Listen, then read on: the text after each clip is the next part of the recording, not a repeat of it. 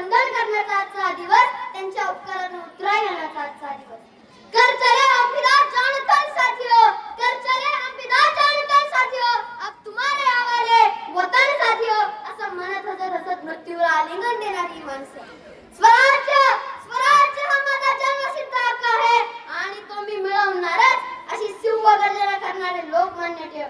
मेरी दासी नाही दूंगी असं म्हणत लहानशा बाळाला पाठीवर घेऊन इंग्रजांशी लढणाऱ्या राणी लक्ष्मीबाई नेमजसीने परत मातृभूमीला, नेमजसीने परत मातृभूमीला, सागरा प्राण तळमळणारे असं म्हणत हसत अथांग सागरात उडी घेणारे वीर सावरकर, आद्य क्रांतिकारक वासुदेव बळवंत फडके, नेताजी सुभाषचंद्र बोस, चंद्रशेखर आझाद, उमाजी नाईक, अरे कितीतरी उदाहरणे आहेत इतिहासाच्या पानात।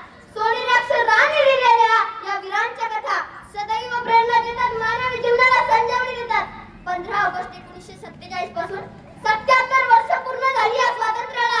हरित क्रांती, श्वेत क्रांती, अवकाश संशोधन, इंटरनेट, माहिती तंत्रज्ञान या सर्व क्षेत्रात आपण मोठी झेप घेतलेली आहे, परंतु दुसरीकडे दुष्काळ, बेरोजगारी, महागाई, भ्रष्टाचार ही आपल्या पुढील आव्हाने आहेत, ही आपल्या पुढील आव्हाने आहेत। आणि म्हणूनच मी म्हणतो, माझ्या देशानं माझ्यासाठी काय केलं यापेक्षा मी माझ्या देशासाठी काय करतो हा विचार प्रत्येकाच्या मनात केला पाहिजे। अरे दैववादी बनण्यापेक्षा प्रयत्नवादी बना, या भारत मुला अधिक परशाई बनूया। भाग्याच्या कुंडलीत आणि तहतांच्या रेषांवर राजग असला म्हणून कुणी राजपद प्राप्त करू शकत नसतं, तर नीतीच्या छताडावर पाय रोवून कष्टाने आणि घामाने आपल्या भविष्याच्या योजना कराव्या